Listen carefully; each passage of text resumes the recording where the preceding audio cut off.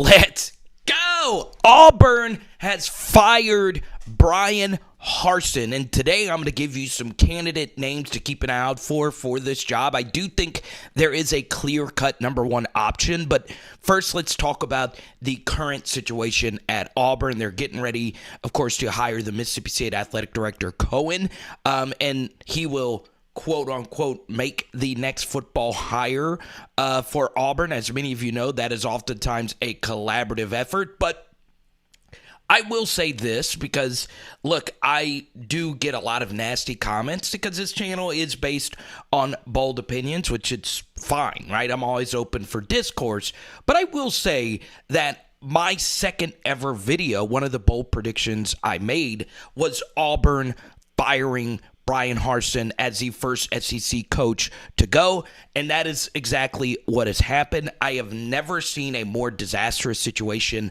on the Plains. I hated the hire when it was made, and honestly, everything I thought that would happen actually has happened at Auburn. This guy just honestly set this program on fire. You look at the athletic director hire he made last year in Derek Mason, that ended up being the best coordinator hire arguably in all of the SEC last year, just for Derek Mason to make a lateral move to Oklahoma State. Whenever you see something like that happen, well, that is a sign of something going awry, including all the off-field drama that happened during this summer. That is a sign of something that is going awry. I won't get into those rumors too much. They were quite spicy, but you know, the truth is this felt like a program falling apart. Bad roster and a bad staff where it really mattered the most. At head coach, BRYAN HARSIN obviously wasn't that great. He made two buddy Ed Orgeron-esque kind of coordinator hires, and those were not great. Auburn's not playing great at all, and they did a really bad job of evaluating the quarterback position. Bo Nix goes somewhere else and becomes a far better quarterback. Believing TJ Finley is the answer at quarterback is also a sign of poor talent evaluation. And the offensive line deteriorated. This was really one of the worst coaching tenures I can remember. And I would be the first to tell you that Auburn is an extremely difficult job with having to play Alabama and Georgia, arguably the two best programs in our sport, every single year. No other team in the SEC has to do it every single year but Auburn, and that's not including LSU, that's not including Lane at Ole Miss, that's not including all these other great programs that are in the SEC, including a guy like KJ freaking Jefferson at Arkansas. So the bottom line is this. This is a good thing if you're an Auburn Tiger fan. This guy was not the answer. You've got to have a special coach to win at Auburn. And I will say this for the one final time here, because obviously I just really love this guy. Getting rid of Gus Malzahn was a mistake, a big mistake. I know making the Chad Morris offensive coordinator hire was just really bad by Gus Malzahn. That would have gotten me mad too as an Auburn fan. But truth be told, Gus was a big-time winner at Auburn, and he almost won a national championship with Nick Marshall at quarterback. And, of course, he beat Alabama a few times, actually. So that is just, one of those things, right? Auburn every year, it wasn't just that they fired Gus, it's that every year Gus was on the hot seat despite winning a lot of games at a very difficult place. Now, I do think something is true about Auburn, and a lot of fans need to realize this if you are an Auburn Tiger fan, okay? This job is closer to a Nebraska-esque, Tennessee-esque kind of job than it is an Alabama, Georgia, or Ohio State kind of job. And what I mean by that is Auburn is like those other programs in that, yes, you have won some national championships. Yes, you have had some success, but you aren't one of the elite jobs in the country. You are a top 20, top 25-ish job, but you are not one of the top 5 jobs in the country. So in order to win at a job like this, you do need a truly spectacular X's and O's or just recruiting coach. BRYAN HARSIN was neither of those things. He recruited spectacularly bad, and he was just not a good coach at all when it comes to schematics, talent evaluation, as we've already mentioned. So let's get to some names that I feel could Tennessee this program back to relevance, a lot like what Josh Heupel has done at Tennessee. Boom! I'm looking at you. Yes, you right now. So let's fix this problem together, Auburn fans, even though you think I hate you. Look, I did actually receive a lot of hate comments and messages about my second ever video saying that BRYAN HARSIN was going to be the first coach to be fired this year. So I want to say this. I do this channel to objectively cover the SEC, and I know I'm an LSU fan and LSU YouTuber, but I've criticized LSU on this channel. I've criticized LSU on my own LSU channel. I try my best to objectively cover this the absolute best way I possibly can. So I'm going to give you a few names here at the end. I think a lot of you are familiar with some of these, but I'm actually going to give you a deep cut name at the end that is the most practical, okay?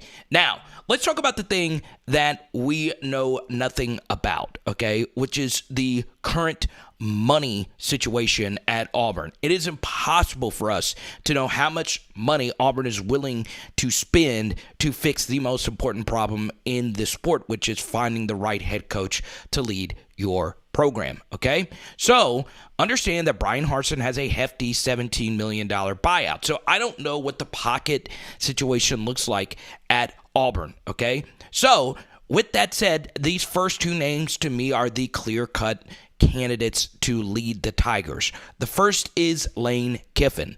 Unfortunately, that is not going to happen. He makes $7 million a year at Ole Miss. It would take a bag upon bag upon bag to get that job done, and Lane make a somewhat kind of sort of lateral but upward move in the SEC. I just don't see that happening, folks. I really don't. And look, it would make a lot of sense. You would be weakening an SEC, rival, a team that you play every year. Obviously, that might change soon with the conference, expanding. But still, Lane makes so much sense. It is, mind-boggling. It's not going to happen, though. And I do have to mention Lane as my number one candidate because, well, he was my number two candidate for the open LSU job this offseason. So, I think Lane is a clear-cut number one, and Hugh Freeze is a clear-cut number two. And I think Hugh is, I'll go off and say it. I think he's going to be the next head coach at Auburn because I do think they'll find enough money to get Hugh Freeze to Auburn. And it makes a lot of sense, right? This is a guy who has beaten Alabama multiple times, a lot like Gus Malzahn. This is a guy like Lane Kiffin and Gus Malzahn who is an expert at creating big-time offenses. He is an expert at getting big-time quarterback play. You see what he you saw what he did with Malik Willis over these past couple of years, and ironically, Hugh Freeze will be coaching against Arkansas as a 2-touchdown favorite here in a few weeks as the Liberty Flames visit Arkansas. Actually, it's this next week. So, yeah, it's very, very interesting when you look at what Hugh Freeze has done. So you'll get a taste of him going up against an SEC team this coming weekend. I think those two names make a lot of sense, but Hugh Freeze just got an extension from Liberty. I think it would take him wanting to get back into the SEC for that to make sense. And then I'm going to give you a third name that is going to be mentioned a lot with this opening, and that is Deion Primetime Sanders. And look, this guy obviously is one of the best football players of all time, just period. He's going to recruit at an extremely high level, but he is a defensive coach. It is an offensive game now. I think Deion would actually make a ton of sense because I do think a lot of players would want to go play for him. And I think, with the defensive head coach, he wouldn't have issues getting a really bright offensive mind to run his offense. I think obviously Deion would make sense, but I mean, what he's doing at Jackson State is remarkable. It's transcendent, if you will. It's trend setting. And I just, I don't know. I think Deion just had such a really good situation at Jackson State. I know it's not the money that he would get at a school like Auburn, and that always talks and speaks, volumes. But Deion would, obviously, I think, do really well at Auburn. Now I'm going to give you two names that kind of associate with each other, right? Dave Aranda, I know he's a defensive mind, but he's one of the brightest defensive minds in the country. Does he want to get back into the SEC? I don't know.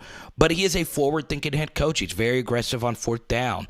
He makes great hires. He, develops really good defensive players. And Auburn's defense has been, historically bad for Auburn standards. And that side of the football needs to get fixed as well.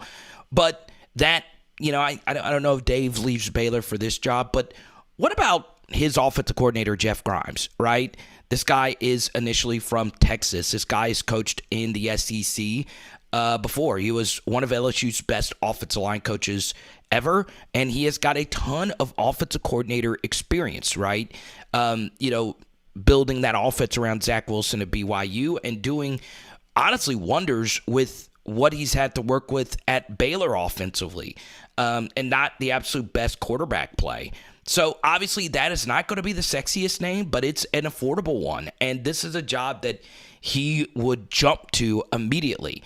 I just don't think that would actually happen, even though personally, I love me some Jeff Grimes. And he was somebody that I wanted LSU to potentially hire as their offensive coordinator. So, I think it would make a lot of sense. I think it's a lot more plausible than some of these other big names.